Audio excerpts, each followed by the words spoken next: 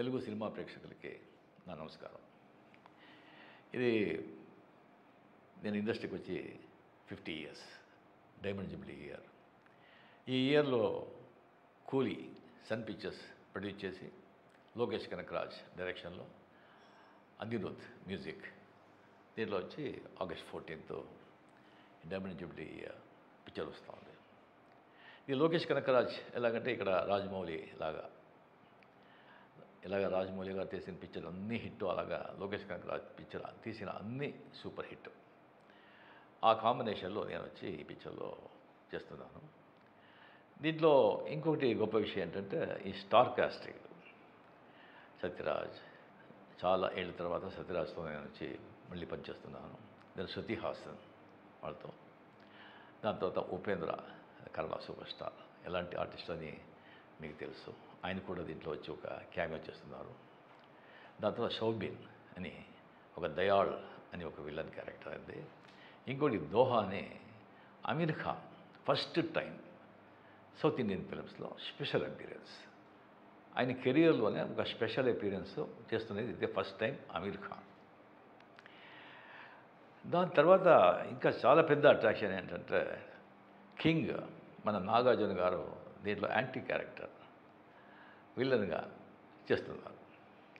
ఆ సబ్జెక్ట్ విని వెంటనే నేను వచ్చి ఆ క్యారెక్టర్ సైమన్ అది నేనే చేయాలన్న ఆశ, అంత నాకు ఎప్పుడూ విలన్ చేయాలంటే చాలా ఇష్టం. విలన్ కదా బేసిక్గా. ఆ క్యారెక్టర్ ఎవరు చేస్తారంటే అది చాలా స్టైలిష్గా ఉండాలి అండ్ ఫెంటాస్టిక్ క్యారెక్టర్. అది కరెక్ట్గా డైరెక్టర్ గారు వచ్చి ఒక 6 months ఆ క్యారెక్టర్ని ఎవరిని కావాలని చెప్పి, దాని తర్వాత నాతో సార్ ఒకరితో మాట్లాడుతున్నాను. 6 times వచ్చి మీటింగ్ అయిపోయింది, సిట్టింగ్ అయిపోయింది, ఎలాగైనా ఆయన వచ్చి తీసుకొచ్చేస్తాను అని చెప్పారు. నాకు ఎవరు అని. దాని తర్వాత ఉండే సార్ గుడ్ న్యూస్, ఏంటి సైమన్ క్యారెక్టర్కి యాక్టర్ దొరికారు. ఎవరు? నాగార్జున. షాక్. నాగార్జున గారు, మన కింగ్ నాగార్జున ఒప్పుకున్నారా? అవును సార్.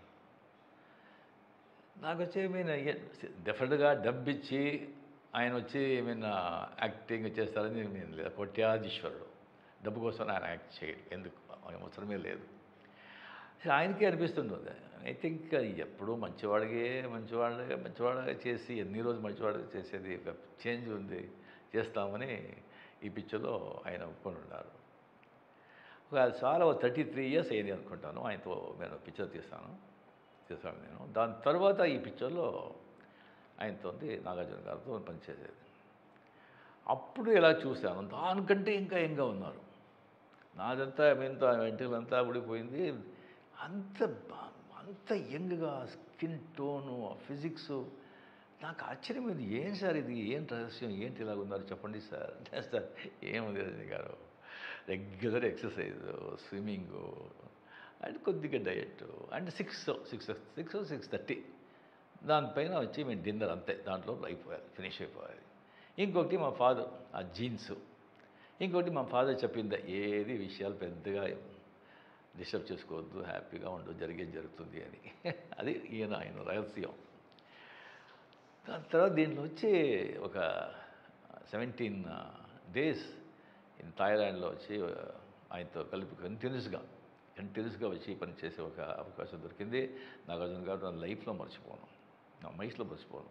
మీతో మాట్లాడింది, మీ సలహాలు, మీ ఆ నాలెడ్జ్ అంతా.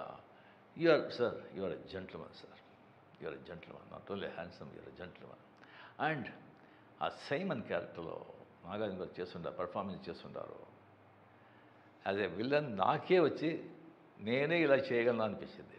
ఫెంటాస్టిక్, అదురు కొట్టేశాడు నాగార్జున గారు. డెఫినెట్గా ఫ్యాన్స్ వాళ్ళతో చూస్తే అది super. The highlight Nagarjuna and Aamir Khan and Soubin, Shruti, ఒక్కొక్కరు ఆ పిక్చర్లో. అండ్ ఎస్పెషలీ నాగార్జున గారు టెరిఫిక్ యాజ్ ఎ సైమన్.